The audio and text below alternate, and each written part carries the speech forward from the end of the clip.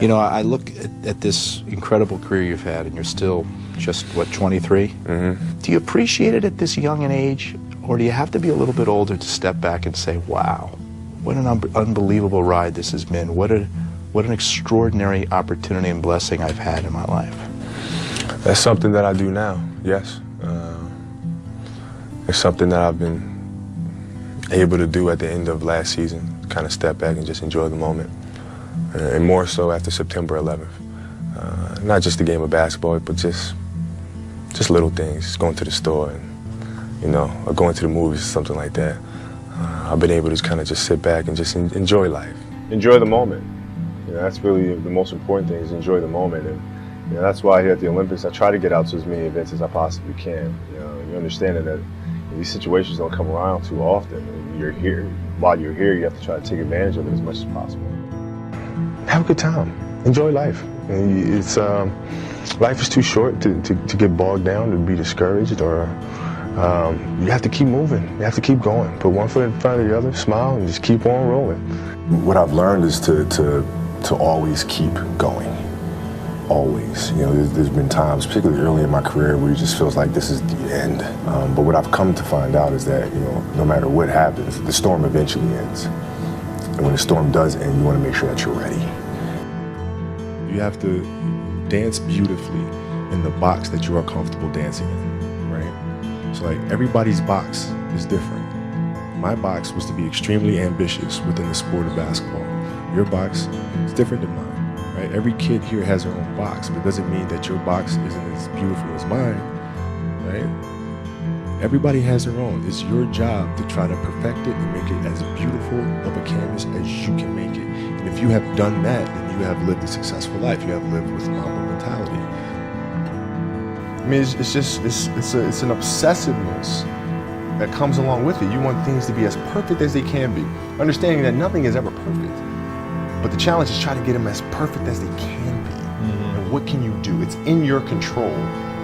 So control what you can. I can watch film all day long. It's going to help me get better. Yes. We're not on this stage just because of talent or ability. We're up here because of 4 a.m. We're up here because of 2-a-days or 5-a-days. We're up here because we had a dream and let nothing stand in our way. If anything tried to bring us down, we used it to make us stronger. We were never satisfied, never finished, will never be retired. My high school English teacher, Mr. Fisk, he had this beautiful quote, and it read, "Rest at the end, not in the middle." And I took that to heart. I believe there's time for resting at the end, but for me, that time is not now.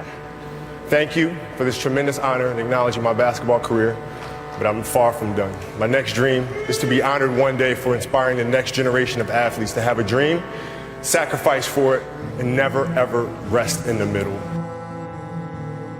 I come back to America in the summertime, I'm playing in the summer league, and I don't score a point the whole summer. Not one point the entire summer? Not 1 point. Not a free throw, not a layup, not a steal, nothing. 0 points the whole summer. I remember crying about it, being upset about it, and my father just gave me a hug and said, listen. Son, don't worry about it. We're gonna love you if you score 0 or 50. Yeah. You know? Wow. Now that is the most important thing that you can say to a child. Because from there, I was like, okay, that gives me all the confidence in the world to fail. I have the security there. But to hell with that, I'm scoring 60. Let's go. Right. And from there, I just went to work.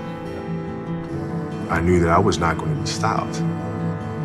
So at the age of 18, this was my life, right? So you can't possibly become better than me because you're not spending the time on it that I do.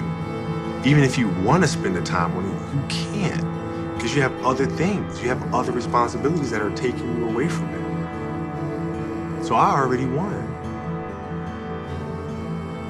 Do you remember your first big expenditures? Nah, not really. I'm not really a big, I wasn't big like, you know, I gotta get this car or whatever.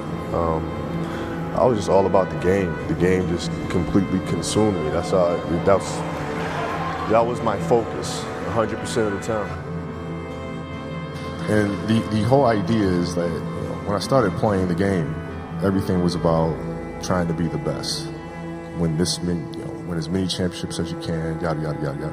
You get older, you start to understand that really it's about the next generation, that these championships do come and go, right? And there'll be other people that win championships, but the most important thing you can do is to pay everything that you've learned forward to the next generation to come. And that's truly how you create something that lasts forever. Going through this time made me ask a lot of questions. And really try to figure out what's important in life and what's, everything that I've kind of been holding as significant. The championships and the endorsements. And, maybe that's not the most important thing. Because I lost sight of what is the most important thing, and that's family.